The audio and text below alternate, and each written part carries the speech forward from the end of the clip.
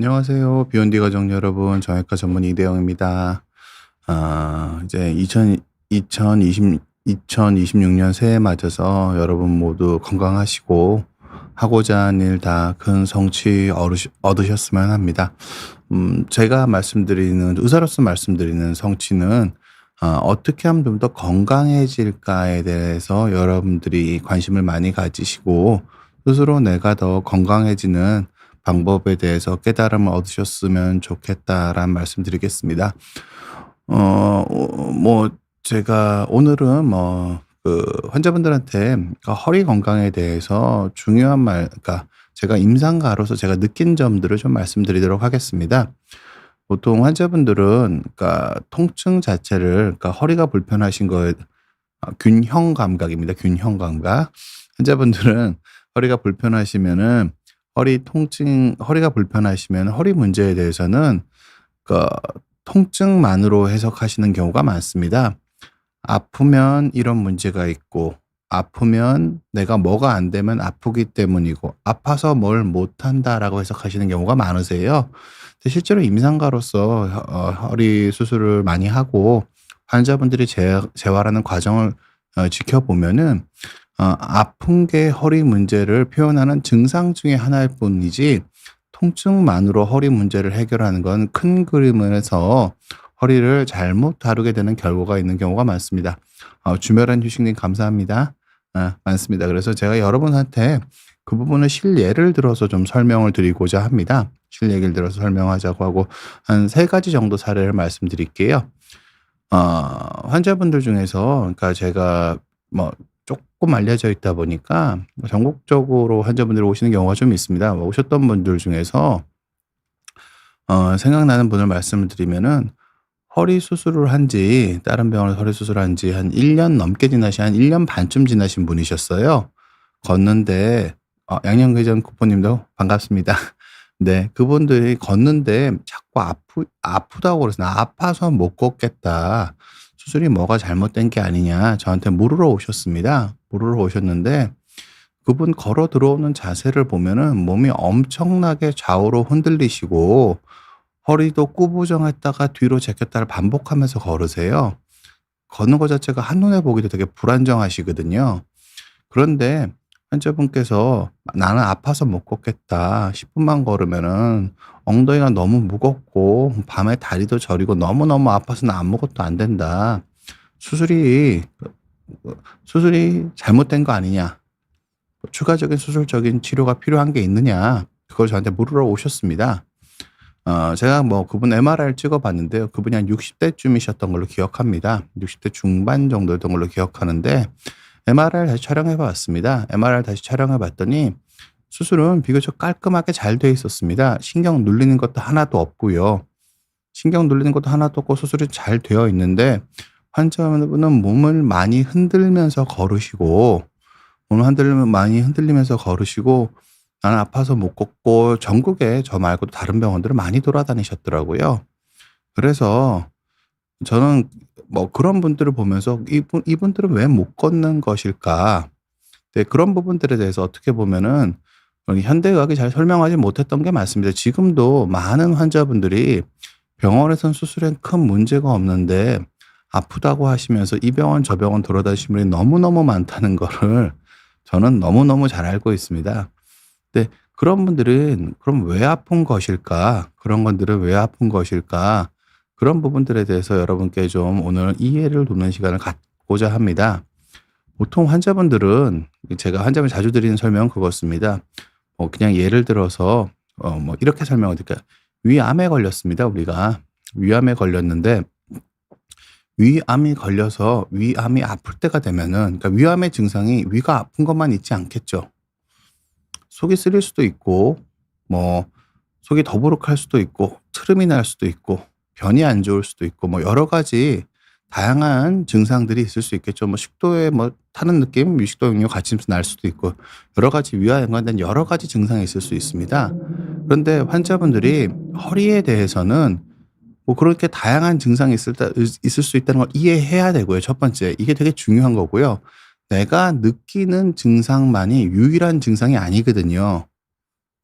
그거를 잘 이해하실 필요가 있으시고, 또 어떤 의미에서는 '난 아프지 않으니까 치료를 안 해도 된다.' 이것도 다른 질환에서는 별 통하지 않습니다. 보통 건강검진에서 조기 건강검진에서 조기 위암이 발견됐을 때 하나도 통증이 없는 경우가 많거든요. 근데 오히려 그때 치료를 하면은 오히려 수명이, 그러니까 안 아파서 병원에 갔는데 아프게 수술을 해서 수명을 연장시키는 거잖아요. 그래서 결국 위암 때문에 아픈 걸 없애주는 거고요. 그래서 여러분들이 느끼는 통증만이 여러분들의 유일한 증상이라고 병을 이해하시는 것 자체가 상당히 문제가 있을 수 있습니다. 아까 그분 예를 들어서 아무 생각 없이 님, 예, 라이브가 맞습니다. 반갑습니다. 음 그분의 예를 들어서 말씀을 드리자면은, 그분은 협착이 있은 지 되게 오래되셔서 허리도 신경이 눌려서 불편한 것도 있으셨지만, 그게 오래되면은 협착이 대부분 수술적 치료가 필요해지는 건 신경이 눌린 것만 가지고 수술적 치료를 하는 게 아니라 몸의 균형 감각이 상당히 많이 떨어지게 됩니다. 신경이 오래 눌려 있다 보면은 균형 감각이 떨어지게 되고, 그 균형 감각이 떨어지게 된 상태에서 수술을 하신 거거든요. 그런데 신경이 안 눌리게 되면은, 수술 적절해서 신경이 안 눌리게 된다고 해서 균형 감각이 저절로 회복되는 게 아닙니다. 무슨 뜻이냐면은, 환자분들은 아픈 거는 의사들의 잘못도 있지만 아픈 건 협착 아니면 디스크라고 다 생각을 하시거든요. 그런데 20대 젊은 사람이 배에 힘 빼고 물건 들면 허리가 걷잡을 수 없이 아파질 수 있겠죠? 그러면은 그건 협착도 아니고 디스크도 아니잖아요. 그리고 똑같은 상황에서도 내가 배탈이 나서 몸에 힘이 빠지면 똑같이 움직이는데 허리가 아플 수 있겠죠. 그것도 협착도 아니고 디스크도 아닙니다. 지금 무슨 뜻이냐면은, 통증의 원인 자체가, 그러니까 통증의 원인이 불편한 것 자체가 중요한 증상이긴 한데, 이 통증만으로 모든 걸 해석하는 거는 매우 어려울 수가 있습니다. 그분 같은 경우는 몸의 균형 감각이 너무 떨어진 상태에서 수술을 하셔서 신경은 안 눌리게 됐지만, 몸의 균형 감각이 하나도 회복되지 않아서 조금만 걸으면은 몸이 너무 흔들리면서 허리가 과도한 충격을 받게 됩니다. 허리가 과도한 충격을 받게 되면은 자꾸 아파지겠죠? 그럼 환자분들은 이거 자체가 허리 자체에 협착이나 디스크일 거다라고 생각을 하시는 경우가 많으세요. 아니면 또 뼈가 아픈 거다라고 생각하시는 경우도 많고요. 그런데 대부분의 경우는 이 균형 감각이 떨어진 거를, 수술까지 필요하셨던 분들은 균형 감각이 떨어진 거를 스스로 끌어올려 주지 않으면은 결국 허리가 안 아파지게 쓰는 게 불가능합니다. 근데 여기서 또 중요한 점이 하나 더 있으면은요, 더 말씀을 드리면은, 실은 이 균형 감각이 떨어진 게 아픈 것보다 훨씬 더 중요한 거거든요. 보통은 몸이 흔들리게 걸으면은 낙상 위험이 커지고요. 몸이 흔들리면은 활동량이 줄어듭니다. 이 두 가지가 실질적으로 기대 수명을 줄이는 요소로 작용하거든요. 낙상을 해서 이런저런 치료를 받다가 활동량이 줄어들어서 1-2년 안에 돌아가시는 분들 주변에서 한두 번쯤은 다 보신 적 있으실 거예요. 근데 사망 통계에선 낙상으로 잡히지 않습니다.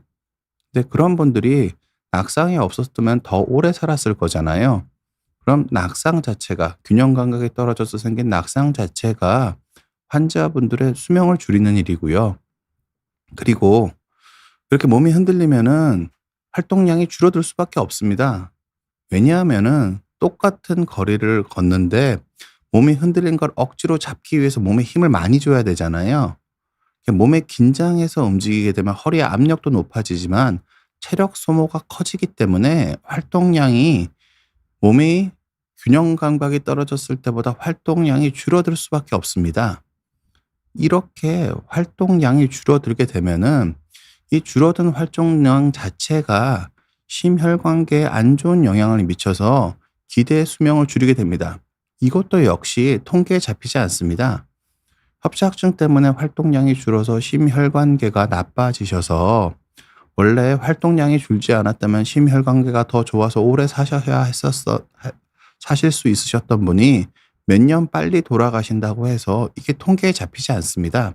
어떤 의미에서 이게 현대의학이 극복해야 될 과제라고 생각을 하고 AI가 많이 발전하고 데이터를 더 잘 넣을 수 있으면은 저는 높은 확률로 협착이 사망에 어떤 영향을 미치는지가 보다 더 객관적으로 규명되는 시대가 AGI가 나오면 10 년, 20년 안에 저는 규명이 될 거라고 생각이 되거든요, 기본적으로는. 그런 식으로 이런 우리가 가지고 있는 인식의 틀 때문에 협착이 수명을 줄인다는 걸 잘 모르는 경우가 많습니다. 어찌 됐든 그분 얘기로 다시 돌아가서 그분이 균형 감각이 떨어져 있는데 균형 감각이 떨어져 있던 걸 모르세요. 그러니까 환자분들은 아픈 걸로만 상황을 인식하려고 하시고 실은 의사들도 그런 경우가 많습니다. 아픈 걸로만 모든 거를 설명하려고 하는 경우가 많아서 제가 그런 부분들에 대해서는 현대학이 좀 발전해야 될 부분이고 제가 재활에 대한 책을 쓰기도 하지만 아픈 걸로만 해석하는 게 아니라 우리가 균형 감각이 떨어지는 걸 어떻게 해결해야 될지 잘 생각해 보실 필요가 있습니다. 그래서 그분한테는 재활을 좀 하라고 말씀드렸는데 그분은 내가 아픈데 재활을 하라 그러니 이게 받아들여지지가 않으셨습니다, 그분은. 그래서 재활을 그냥 지방 분이셔서 다시 내려가셨고요. 근데 저는 알고 있습니다. 그분이 균형 그런 분들은 똑바로 서 있는 것 자체가 안 되거든요. 똑바로 서서 균형을 잘 못 잡으시는 분이 계속 걷는 연습만 하고 운동을 하시니까 허리의 균형 감각이 회복이 되지가 않는 겁니다. 몸통의 균형 감각이 회복이 되지 않고 그러니까 자꾸 통증이 생기고 자꾸 통증이 생기니까 아픈 거에 자꾸 신경 써서 통증에 더 민감해지고 통증에 더 민감해지면은 몸통에서 느껴지는 균형 감각이 더 떨어지고 이런 악순환을 겪어서 수술은 잘 되어 있고 더 이상 칼댈 게 없는데 환자분들은 허리 통증 때문에 전국을 돌아다니시는 일이 생기시는 거라는 걸 전 너무 잘 알고 있습니다. 제가 다른 분 예를 하나 들어볼게요. 그분도 70대 후반분이셨을 겁니다. 저희 병원 오래 다니신 분이신데요. 그분은 병원에 어떻게 오셨냐면은 압박골수절이 있으신 지 3개월에서 4개월 정도 지나셨는데요. 환자분들이 처음에 압박골절 생기면 많이 아프실 거라고 생각하잖아요. 근데 압박골절은 처음에 생길 때 그렇게 많이 아프지 않고요. 조금 한 1-2주 지나면 좀 덜해지는 경향도 많습니다. 그러다가 또 아파지고 왜냐하면은 뼈가 부러져서 덜렁덜렁거리는 게 아니라 뼈랑 뼈랑 압축이 되면서 줄어드는 거기 때문에 시간이 지나면 좀 덜 아파집니다. 그러다 또 활동량을 늘리고 몸을 흔들리게 많이 쓰면 또 주저앉고 그걸 반복하시는 거거든요.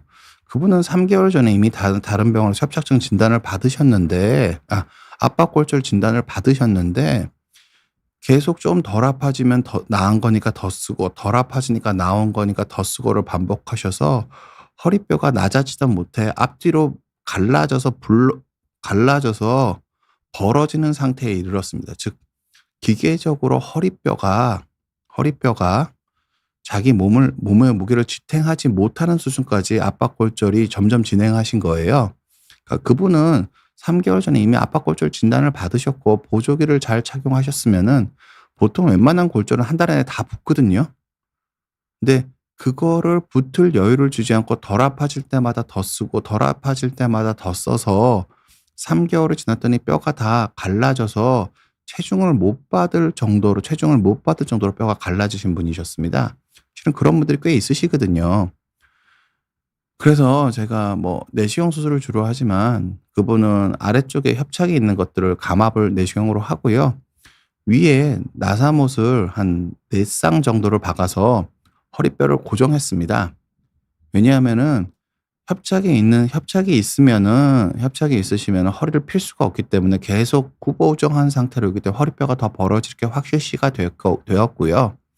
그냥 허리를 펴주는 것만으로도 이미 뼈가 지지를 못하기 때문에 그 뼈가 스스로 붙을 수 있는 시간을 벌기 위해서 허리 위쪽에 나사못을 박아서 뼈가 붙으라고 허리를 고정을 해 놨습니다. 그렇게 수술은 제 나름대로 수술은 성공적으로 잘 됐습니다.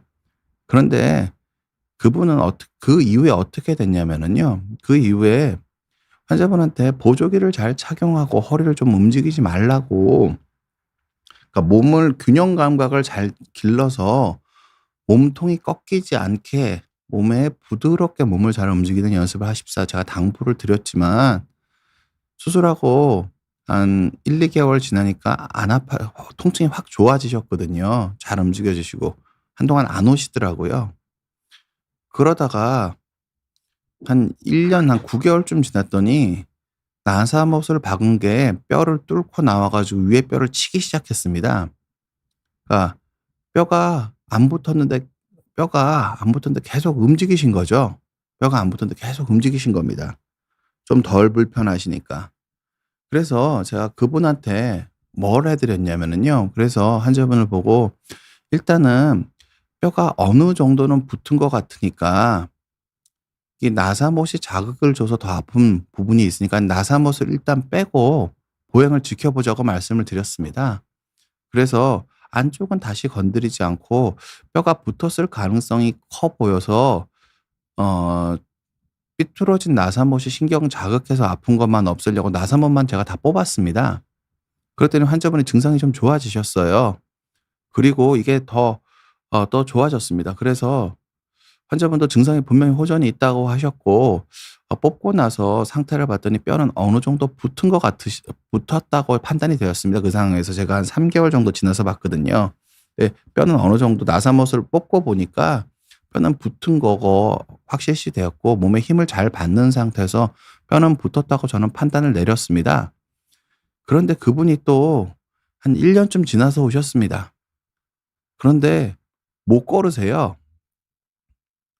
못 걸으세요. 근데 이게 왜 못 걷는 거냐면은요. 환자분들은 당연히 아프다고 말씀하십니다. 아파서 못 걷는다고 얘기를 하는데, 그 아파서 못 걷는다고 말씀하시지만 그 실은 그게 아파서 못 걷 그분은 보행기를 끌고 다니셨어요. 그냥 난 너무 아파서 못 걸으니까. 그런데 이학적 검사를 해 보면 다리 힘은 잘 들어가거든요. 여러분들이 착각하시는 게 있는데, 걷는 거는 체력 소모가 크지 않습니다. 보통 우리가 앉았다 일어섰다는 10 번만 해도 다리에 알이 배는데 1 시간 걸어도 다리 알 배시는 분 거의 없잖아요.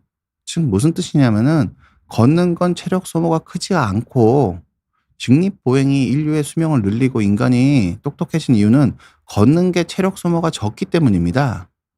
앉았다 일어나는 게 체력 소모가 훨씬 더 크거든요.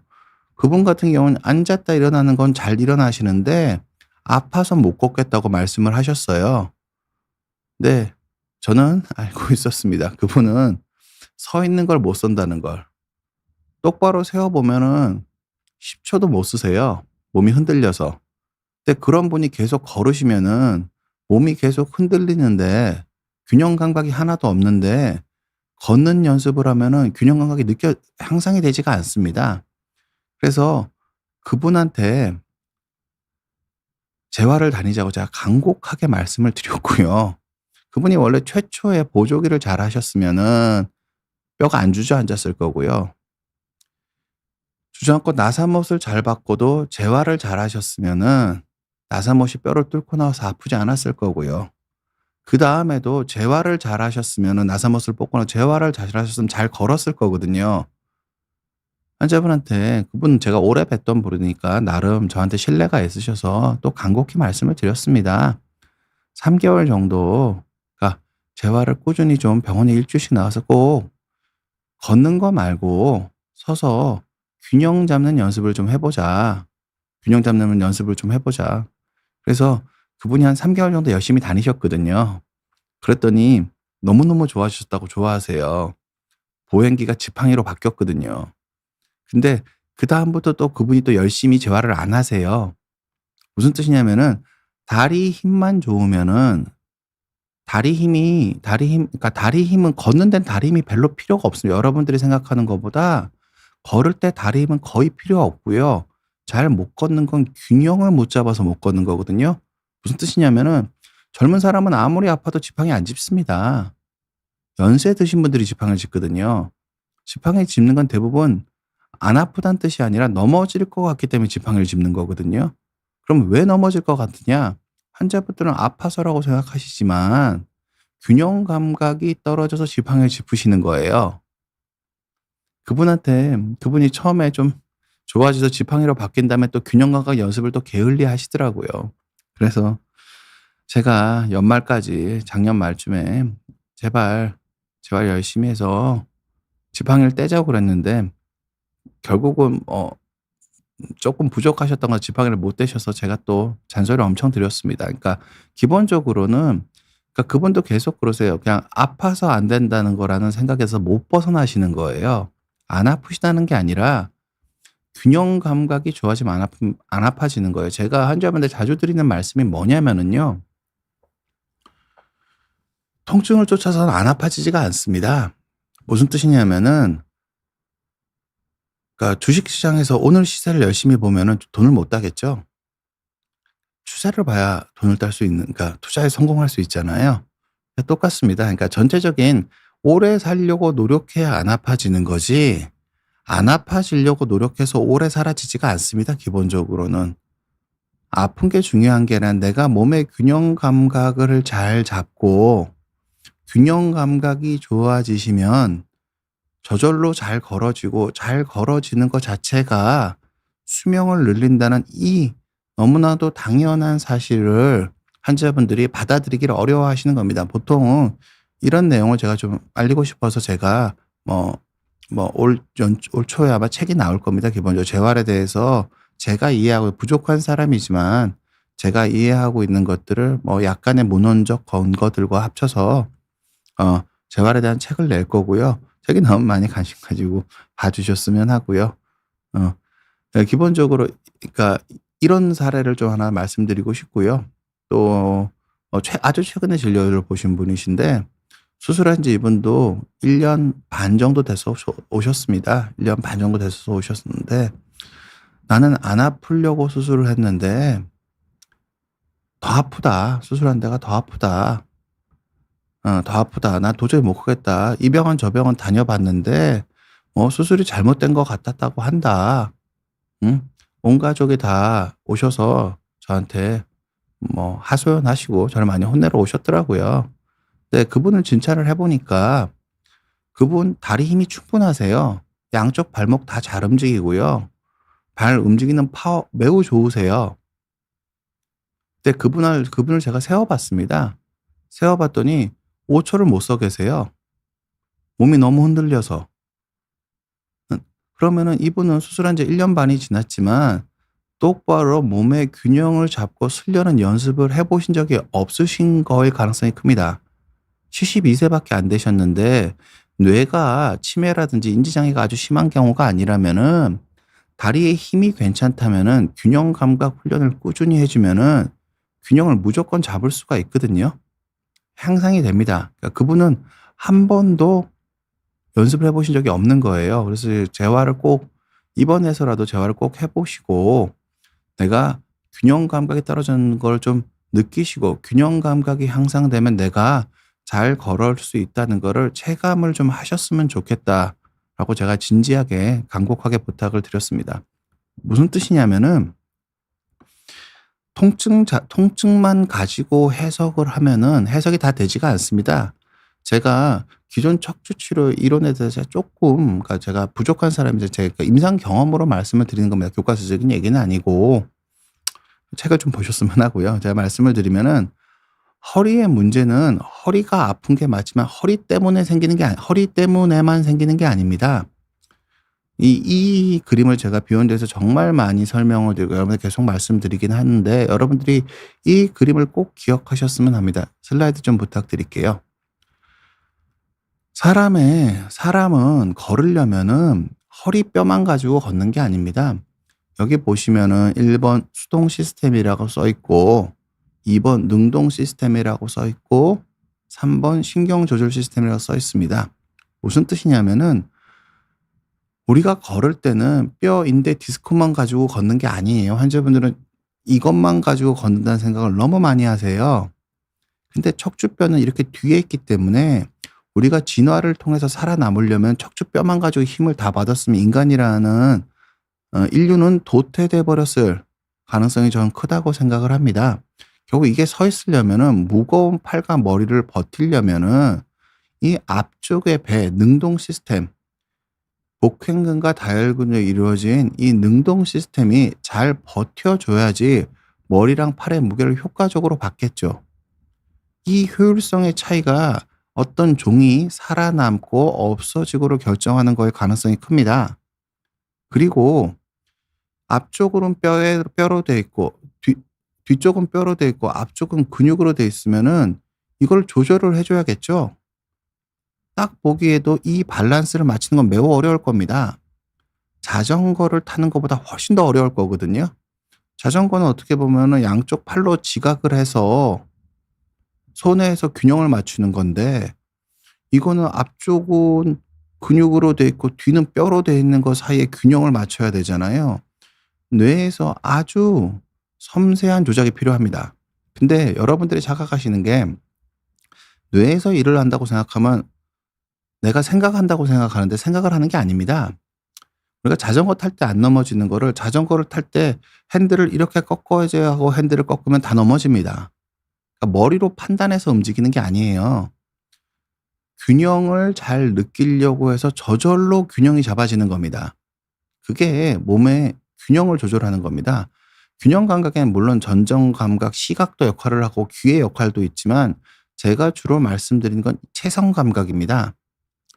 고유 감각이라고 부르고, 몸에서 어떤 느낌이 있는지를 손으로 쏴줘서 손해에서 뼈랑 뼈로 돼 있는 능동 시스템과 근육으로 돼 있는 뼈로 돼 있는 수동 시스템과 근육으로 돼 있는 능동 시스템을 균형 있게 잘 조절하는 뇌의 능력이 필요한 겁니다. 그래서 우리가 치매가 걸리시고 인지장애가 걸리신 분들은 보행이 안 좋아지시잖아요. 뇌의 문제인데 팔다리 안 아픈데 보행이 왜 달라질까요? 뇌가 나빠지니까 이 균형을 잡는 능력이 떨어지는 거예요. 이게 정말 중요한 거거든요. 근데 이 그러니까 그래서 이 세 가지의 밸런스가 깨지면 허리가 아픕니다.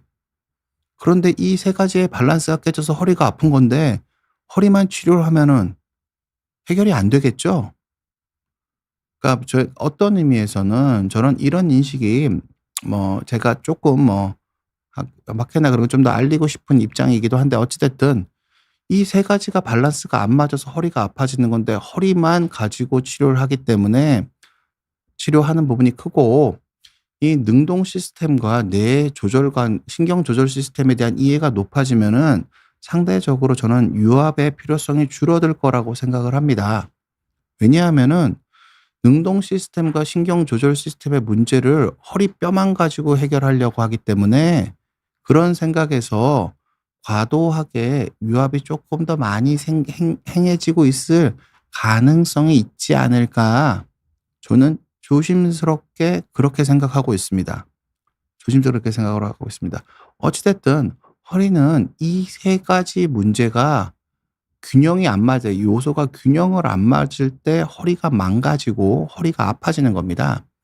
그래서 치료하는 방법도 마찬가지입니다. 수동 시스템에 문제가 있으면 수술을 하는 거고요. 능동 시스템과 균형 조절 시스템, 신경 조절 시스템에 문제가 있으면은 능동 시스템 문제가 있으면 복행근의 코어에 대한 인지를 높여야 되고요. 근데 여기서 중요한 거는, 이 신경 조절 시스템에 문제가 생겼을 때는 그럼 머리를 열어야 하느냐?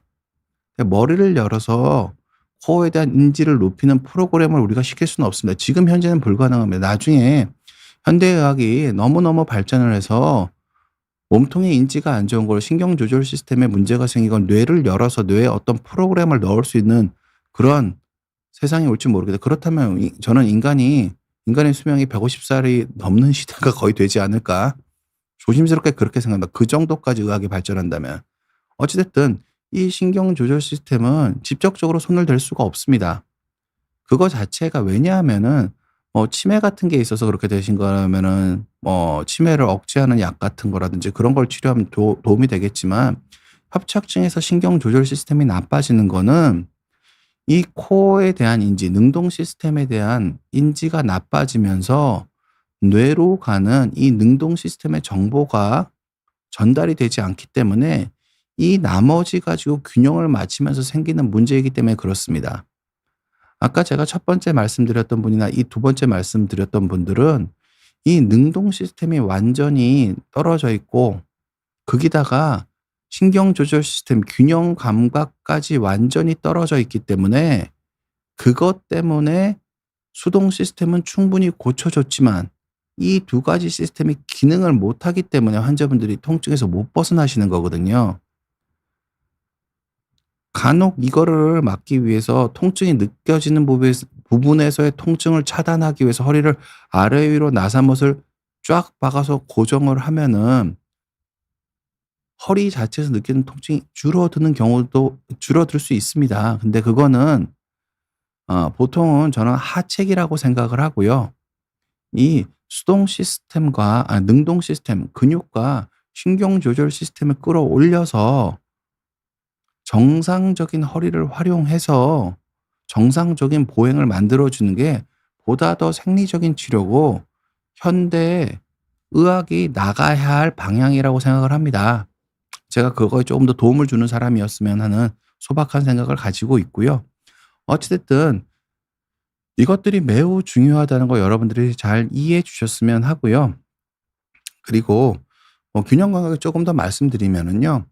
원래 워낙에 허리가 망가지는 이유 자체가 균형 감각의 부재에서 허리가 망가지는 겁니다. 무슨 뜻이냐면은요.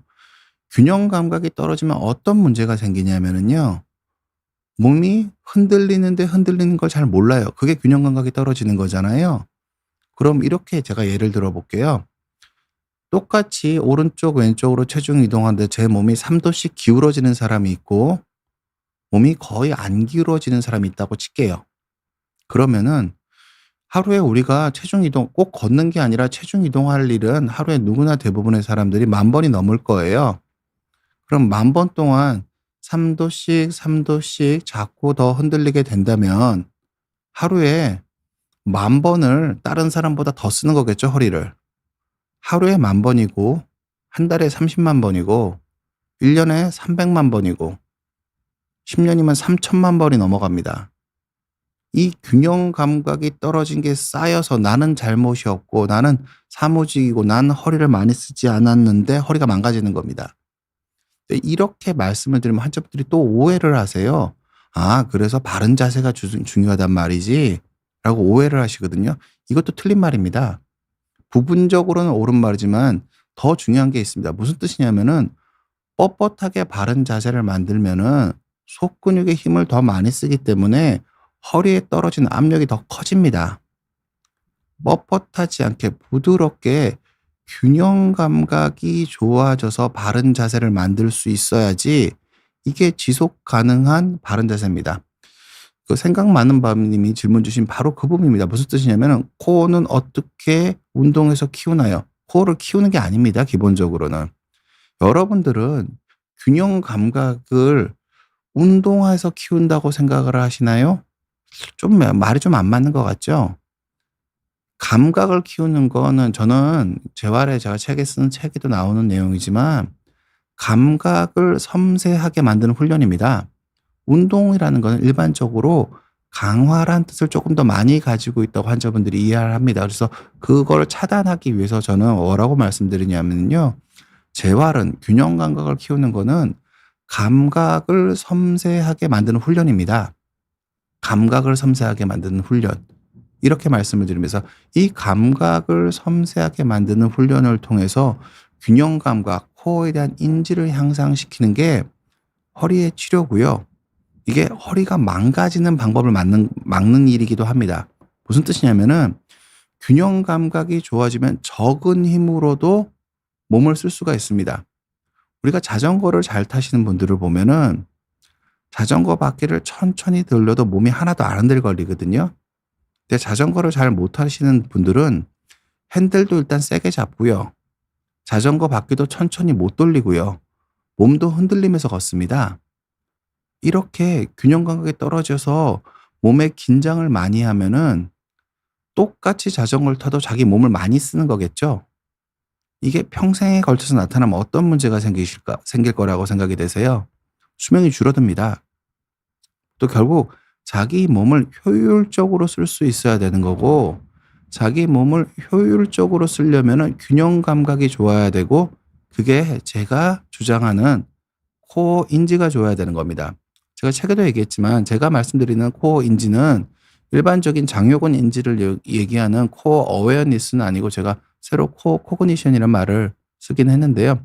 뭐 새로운 개념이긴 합니다. 뭐 어찌 됐든 뭐 뭐 그렇게는 하고, 그래서 운동을 하는 게 아닙니다. 감각이 예민해져야 되고 부드럽게 좋은 자세가 나와져야 되는 거고 감각이 섬세해져야 됩니다. 이 부분에 대해서 한 가지 말씀을 드리면은요. 뭐 특히 허리 수술하신 분들 중에서 좀 더 많고 수술 안 하신 분들 이런 분들 많습니다. 가만히 있을 때 아프신 분들, 움직이면 덜 아프다고 하시는 분들 많으시거든요. 이게 뭘 뜻하는 거냐면은요. 실질적으로 조직이 망가지고 있으면 움직일 때 더 아파야 될 거 아니에요. 근데 그런 분들은 가만히 있을 땐 많이 아픈데 움직일 때 통증을 잘 모르시는 분들이 많거든요. 이게 왜 그런 거냐면은요. 움직일 때는 몸에서 다른 감각들이 살아나니까 통증 부위의 감각에 집중하지 않게 되는 겁니다, 기본적으로는. 그래서 움직일 땐 덜 아픈데 가만히 있으면 아픈 일이 생기시는 거거든요. 그럼 이걸 안 아프게 하려면 어떻게 해야 될까요? 몸의 감각이 올라가면, 몸의 체성 감각이 올라가면은 통증이 덜해집니다. 이게 탈감작화 훈련이요. 그러니까 탈예민화 훈련이고, 이런 균형 감각이 좋아지는 훈련을 하면 통증이 줄어들게 되어 있습니다. 이게 다 같이 맞물려 돌아가는 거기 때문에 환자분들이 통증 아프다는 것만 가지고 모든 걸 다 해석하려고 하시면 여러분들이 건강해질 수가 없습니다. 저는 뭐 일개 의사로서 조심스럽게 말씀드리면은 감각, 균형 감각이 섬세해지는 것, 코어 인지가 좋아지는 게 여러분들을 건강하게 만들 수 있는 길이라고 저는 감히 말씀드리고 싶습니다. 왜 그러냐면은요. 협착증, 우리가 가장 대표적으로 수명을 줄이는 질환 중 협착증의 발생 이론을 보면은요. 노화의 3단계 제가 여러 번 강의 드렸지만 거기에 보면 뭐가 나오냐면은 미세 흔들림이 협착의 원인이라고 나와 있습니다. 마이크로 인스테빌리티, 미세 흔들림 협착의 원인이라고 나와 있는데 균형 감각이 좀 이 미세 흔들림이 줄겠죠? 그럼 협착이 안 오겠죠? 그럼 건강해지겠죠? 이렇게 받아들이셔야 됩니다. 원인적의 올바른 원인을 생각을 하고 이 원인에 대한 올바른 해결책을 노주하려고 노력하셔야지 통증은 결과지 원인이 아니에요. 제가 책에도 쓴 말이지만 통증을 호기심으로 받아들이시고 내가 왜 아파졌는지에 대해서 올바른 질문을 할 수 있을 때 여러분들이 여러분을 더 건강하게 만드실 수 있고요. 내 느낌은 내가 느껴지는 게 다 느끼는 거라고 생각을 하시면은 틀릴 가능성이 큽니다. 왜냐하면은 협착이 진행하는 과정을 보면은요. 신경이 눌리기 때문에 뇌에서 반사적으로 허리를 숙입니다. 이 반사적으로 숙이는 게 뭐냐면은요. 우리가 넘어질 것 같은 몸을 반대로 기울이는데 그거 우리가 머리로 생각한다고 생각 안 하잖아요. 의식적으로 못 느끼잖아요. 저절로 몸을 반대로 기울이죠. 그런 식으로 저절로 허리가 숙여지게 됩니다. 나는 못 느껴요. 그 저절로 숙여지게 되면은 속 근육이 접히면서 코어에 대한 인지가 떨어지고 코어 근육이 약해지고 코어 근육이 약해지면은 코어 근육에서 손으로 쏴지는 위치 감각이 떨어집니다. 이 위치 감각이 떨어지게 되면은 손해가 그 코어를, 그러니까 이거를 감각 기억 상실증이라고 부르는 요소도 있습니다. 이 감각 기억이 상실이 되게 되면은 내가 느끼는 나머지 요소들로 몸의 균형을 잡으려고 노력하게 되고 이렇게 되면 몸이 이제 본격적으로 흔들리게 됩니다. 근데 뇌가 이걸 적응해 버리면 내가 흔들린지 걸 내가 못 느끼는 겁니다. 근데 내가 느껴지는 건 아픔밖에 없으니까 나는 이걸 다 아파서 안 된다고 생각을 하시는 거예요. 그래서 이런 부분에 대해서 내가 느끼는 게 전부가 아닐 수 있다는 것을 여러분들께서 잘 이해하고 관리하실 필요가 있습니다. 사람 몸이 원래 그런 거니까요. 그래서 이런 식으로 여러분들이 허리의 몸통의 균형 감각이 여러분 건강에 그러니까 저는 이렇게 생각합니다. 협착을 예방할 수 있는 방법이기 때문에 거의 모든 사람이 이런 균형 감각을 섬세하게 하고자 하는 훈련이 아주 많은 분들의 수명을 증진할 거라고 생각을 하고요. 아주 많은 모든 사람이 알아야 되는 내용에 가깝다고 생각을 합니다. 감각을 예민해 운동은 근력 강화는 이 감각이 예민한 사람들이 아프지 않은 사람들이 더 퍼포먼스를 증가하게 위해서 하는 요소가 더 크고요. 그게 더 크다고 생각을 하고요. 통증이 전혀 없는 사람들을 조차도 내가 많이 흔들리는데 못 느끼면서 통증이 없는 걸 수가 있기 때문에 운동을 그렇게 그러니까 최소한의 무리가 안 되는 식으로 운동을 해야지 자기 자신을 이기려고 운동하는 거는 극복하려고 하는 운동하는 식은 젊으신 분들은 하셔도 좋으신데 연세 드신 분들은 별로 권하고 싶지 않습니다, 연세 드신 분들한테는. 특히 아픈 거를 운동으로 극복하시겠다는 생각은 거의 달성하기가 단기적으로 달성한 것처럼 보일 수 있지만 그것보다 더 나은 방법이 많으니까 그것보다 더 나은 방법에 좀 더 관심을 가지셨으면 합니다. 전체적으로 제가 뭐 말씀드리고 싶은 내용을 좀 말씀드렸고요. 이제부터는 질문에 좀 답하도록 하겠습니다. 지오5673 님이 "코어 감각을 살리는 건 어떻게 해야 하나요?" 라고 질문 주셨는데 요거는 제가 말 한마디로 좀 하기는 좀 어려워서 책을 보시는 걸 추천드리고요. 몸의 흔들림을 잘 느끼실 수 있으셔야 됩니다. 몸의 흔들림. 몸의 흔들림을 잘 몸이 그러니까 그냥 이거 감각을 생기는 게 좀 어려우시면은요. 부드럽고 자연스럽게 움직이시려고 노력하시면 됩니다. 부드럽고 자연스럽게 움직이려면은 코어 감각이 살아날 수밖에 없습니다. 그래서 코어 감각 자체에 대한 훈련은 좀 전문적인 거여서 그건 쪼끔 나중에 책이나 참고해 주시고 부드럽고 자연스럽게 움직이려고 노력하시는 게 여러분들을 그러니까 필요하지 않나라고 생각하고 뻣뻣하게 만드는 강한 자세는 결코 해결책이 아닙니다. 겉근육에 힘을 줘 버리기 때문에 허리에 더 많은 하중을 떨어뜨리기 때문에 일시적으로는 괜찮을 수 있지만 장기적으로 문제가 되실 가능성이 크고요. 그리고 겨울에 허리를 자주 더 삐끗하게 되는 것 같은데 왜 그럴까요? 아침에 손을 씻으려고 하면 숙이다 갑자기 아파서라고 질문 주셨는 레온6 님이 질문 주셨는데요. 보통 그거는 왜 그런 건 겨울이 되면은 아까 말씀드렸죠. 추운 거에 신경을 쓰다 보면 내 체성 감각이 떨어집니다. 내가 균형을 어떻게 잡고 있고 내 엉덩이가 힘이 들어갔고 안 들어가 있고 내 체중이 발에 잘 떨어지는지 안 떨어지는지가 잘 안 느껴집니다. 긴장을 해서 근육의 톤이 올라가고요. 체성 감각이 차단이 됩니다. 무슨 뜻이냐면은 자전거 핸들을 세게 잡으면 잘 넘어지겠죠? 그럼 자전거 핸들을 세게 잡는 것처럼 몸에 긴장을 한 상태가 겨울이 되면 저절로 유발이 됩니다.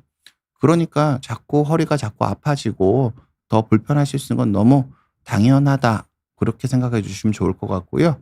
근데 그래서 겨울철이면은 뭔가 동작을 하시기 전에 긴장하지 않으려고 노력하시고 몸을 좀 따뜻하게 하시는 게 허리를 덜 아프게 하시는데 분명히 도움이 될 거라고 저는 생각을 하고요. 평소처럼 그대로 님이 말씀 주셨습니다. "허리가 아플 때는 무조건 쉬어야 한다고 생각해 왔습니다.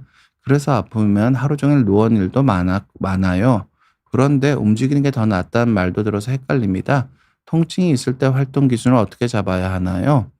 일단은 허리가 아플 때는 무조건 쉬어야 한다는 말도 맞고 움직이는 게 더 낫다는 말도 맞습니다. 보통 여러분들이 궁금해하시는 거는 모든 사람의 말에 맞는데 우선순위가 어떻게 되는지를 잘 모르셔서 그런 거고요. 보통은 급성 손상이면 쉬는 게 맞고요.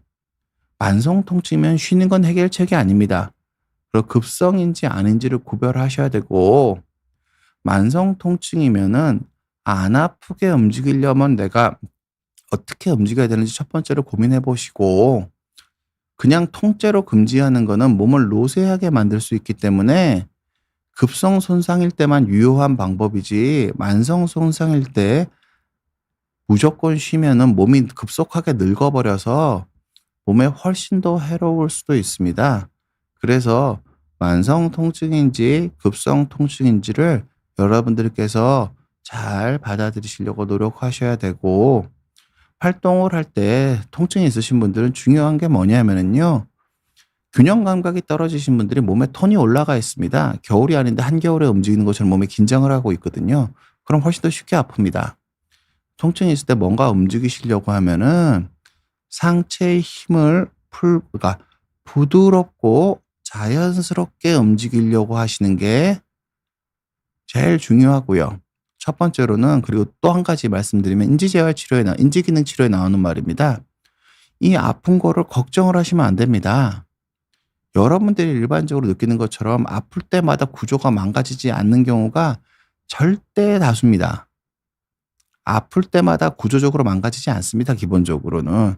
그래서 아픈 거에 대한 걱정을 갖는 게 아니라 아픈 거에 대한 건전한 호기심을 가지고 아프지 않은 동작을 하면서 활동량을 유지하려고 노력하시는 게 중요하고, 움직이실 때는 부드럽고 자연스러운 움직임을 가지려고 노력하시는 게 여러분한테 더 중요하지 않을까 싶습니다. 그래요. 여러분, 오늘 여러분 제가 드린 강의가 여러분 건강에 좀 도움이 되었으면 합니다. 예정 시간보다 조금 빨리 끝날 빨리 좀 방송을 종료할 것 같은데, 그래서 여러분들을 그냥 건강을 하실 때 안 아파지려고 노력하시는 게 아니라 오래 살려고 노력해야 안 아파집니다. 제가 자주 드리는 말씀이지만 코끼리를, 그러니까 아픈 것만 가지고, 아픈 게 제가 중요하지 않다는 뜻이 아닙니다. 아픈 것만 가지고 해결하려고 해서는 답이 안 나옵니다. 코끼리를 5cm 앞에서 코끼리를 아무리 아인슈타인이 봐도 코끼리가 어떻게 생겼는지, 코끼리가 어느 방향으로 가야 되는지 알 수가 없습니다. 코끼리를 멀리 떨어져서 보면은 이렇게 아인슈타인이 아니어도 코끼리가 어떻게 생겼는지 파악이 되고, 코끼리를 어느 방향으로 움직이게 될지 아이디어를 가질 수 있습니다. 근데 아픈 것만 쳐다보는 사람은 코끼리를 바로 앞에서 쳐다보는 거여서, 여러분께서 여러분 허리 통증이나 불편감에 대해서 보다 폭넓은 시야를 가지고 접근하시는 게 단순히 안 아파지는 걸 넘어서 몸이 건강해지는 길이고, 저는 이런 부분들이 단순 통증을 넘어서 건강해지고 인간의 수명을 늘리는 일이랑 상당히 관련이 있을 가능성이 크다고 생각하고 있습니다. 여러분께 제가 드린 강의가 여러분 건강에 도움이 되셨으면 합니다. 여러분 감사합니다.